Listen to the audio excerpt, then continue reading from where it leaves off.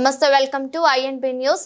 వన మహోత్సవం కార్యక్రమంలో జిల్లా వ్యాప్తంగా 13,45,000 మొక్కలు నాటే లక్ష్యం నిర్ణయించారని ప్రజాప్రతినిధులు అధికారుల సమన్వయంతో ప్రజలను భాగస్వాములను చేసి లక్ష్యాన్ని సాధించాలని రాష్ట్ర మంత్రి దనసరి అనసూయ సీతక్క తెలిపారు.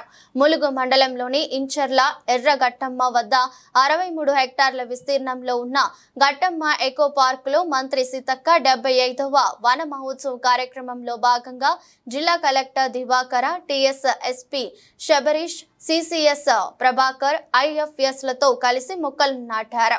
ఈ సందర్భంగా మంత్రి మాట్లాడుతూ రాష్ట్ర ప్రభుత్వం చేపట్టిన 75వ వన మహోత్సవం కార్యక్రమంలో అందరం మనవంతుగా ప్రతి ఒక్కరు చెట్లు నాటాలని, ప్రభుత్వ ఖాళీ స్థలాలలో అధికారులు, ప్రజాప్రతినిధులు కలిసి చెట్లు నాటే కార్యక్రమాలను దిగ్విజయం చేయాలని తెలిపారు. చిన్నప్పుడు కూడా ఎందుకంటే అడవిలో పుట్టిన బిడ్డగా, అడవిని నమ్ముకొని బతికే జాతిలో పుట్టినటువంటి బిడ్డగా, మరి కొన్నాళ్ళు అడవే, లేస్తే అడవి, కూర్చుంటే అడవి, నిలబడితే అడవి, ఏదైనా అడవే. అదే ఒక జీవితంలా. అంటే పుట్టినప్పటి నుంచి ఈ రోజు వరకు మధ్యలో కొంత గ్యాప్ వచ్చింది, హైదరాబాద్ అటు ఇటు అయినాం, కానీ ఎక్కువ శాతం అడవితో అనుబంధం ఉన్నటువంటి వ్యక్తులలో నేనే నెంబర్ 1 అనుకుంటే ఇక్కడ ఎందుకంటే సో అడవి అనేది మరి ఒక అమ్మ లాంటిది. అడవి అనేది ఒక ఆధారం, ఆకలి తీర్చే ఆదాయ కేంద్రం కూడా. మరి ఆకలి తీర్చేటువంటి ఒక ఆహార ధాన్య ఎట్లయితే స్టోర్ చేసుకుంటామో, ఈ అడవిలో ఉంటే ప్రతిదీ కూడా ఆకలి అనేది కనబడదు.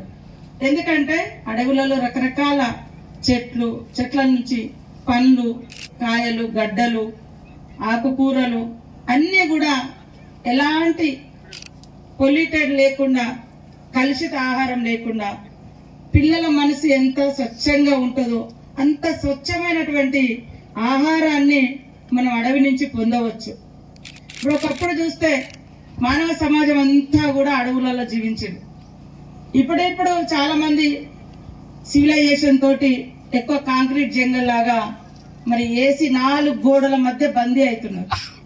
కానీ ఏసీ రూములలో ఉన్నట్టు నేను కరోనా టైంలో చూసిన, అలవాటైనటువంటి వాళ్ళకి కరోనా వస్తే వాళ్ళ బాడీ తట్టుకోలేదు, తొందరగా పాపం చనిపోయినటువంటి వాళ్ళ సంఖ్య కూడా ఉంది.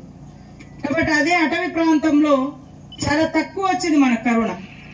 గ్రామీణ ప్రాంతాలలో ఈ అడవులలో ఉండేటువంటి వాళ్ళకు చాలా తక్కువ. ఆ జీన్సే కావచ్చు, ఆ తిండే కావచ్చు, ఆ వాతావరణంలోంచి వచ్చిన నేనే కావచ్చు, నేనే సాక్ష్యం. నేను అంతమంది దగ్గరికి కరోనా టైంలో వెళ్ళిన, ఆక్సిమీటర్ పెట్టి వాళ్ళకి ఆక్సిజన్ లెవెల్ ఎంత ఉంది, అప్పుడు మనం ఆక్సిజన్ అనేది చాలా ఇంపార్టెంట్, తగ్గుతుందా పెరుగుతుందా చూసినా కూడా నాకు కరోనా రాలే.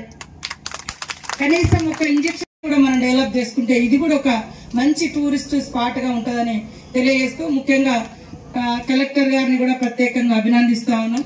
మంచి ప్రోగ్రామ్స్ అందరు కలిసి ఒక టీం లాగా ఒక్కొక్కరు ఒక్కొక్క ఈ 3 నేను ఈ రోజు చూస్తే మన ములుగులో ఒక స్కూల్ 15 రోజులలో ఎస్పీ గారి ఆధ్వర్యంలో నిర్మించి ఒక గూడెంలో మనం అందించడం జరిగింది. చాలా మంది అప్రిషియేట్ చేసి ఇలాంటిది. అంటే ఎడ్యుకేషన్ అనేది మన రైట్, ఎడ్యుకేషన్ ఎవరు కూడా ఆపడానికి లేదు, కనీస ఫెసిలిటీస్ ఇవ్వాలి. సో అదొకటి అయింది. తర్వాత మొన్న అడవిలో మరి కొండల మీద ఉన్నటువంటి 5 గ్రామాలకు కంటైనర్లో ఉపకేంద్రం, ఆరోగ్య ఉప కేంద్రం కూడా, అది కూడా ఒక అద్భుతమైనటువంటి ఆవిష్కరణ అయింది. ఈ రోజు ఫారెస్ట్ వాళ్ళు కూడా ఇంత పెద్ద మొత్తంలో ఈ పార్కును తయారు చేయడం. ఇక్కడటువంటి అధికారులందరూ కూడా దయచేసి ఒక్కొక్కరు ఒక్కొక్క లక్ష్యాన్ని ఏర్పాటు చేసుకోండి. మీరు ఒక ఇన్నోవేటివ్ గా ఆలోచించండి, ఒక కొత్తదనాన్ని తీసుకురండి. దానికి మంచి రూపం ఇవ్వడానికి లేదా ఫండ్స్ ఇవ్వడానికి మా శాఖల నుంచి కూడా మేము తప్పకుండా సపోర్ట్ చేస్తాం. ములుగు అనేది వెనుకబడ్డది కాదు, అద్భుతాలకు ఒక ఆదర్శము, అద్భుతాల కేంద్రంగా కూడా మనం తయారు చేసుకోవాలి. ములుగులో ఉన్న అడవి రాష్ట్రంలో ఎక్కడ లేదు. ములుగు నియోజకవర్గంలోనే 77% ఫారెస్ట్ ఇక్కడ ఉంది. వాగులు అద్భుతంగా ఉన్నాయి, కొండలు ఉంటాయి, మంచి తోగులు ఉంటాయి, పెద్ద పెద్ద చెరువులు ఉన్నాయి. చెరువు గట్ల మీద కూడా మనం మొక్కలు నాటే కార్యక్రమం. రోడ్ల మీద కాకుండా ఇప్పుడు రోడ్లన్నీ వెడల్పు అవుతుంటే ఆ చెట్లు కొట్టేస్తుంటే బాధ అనిపిస్తుంది. ఇప్పుడు మనం ఎన్నో సార్లు కొట్టేస్తా ఉన్నాం. ఒకప్పుడు ములుగు చిన్న కాలిబాట, తర్వాత కంకర్ మట్టి రోడ్డు, తర్వాత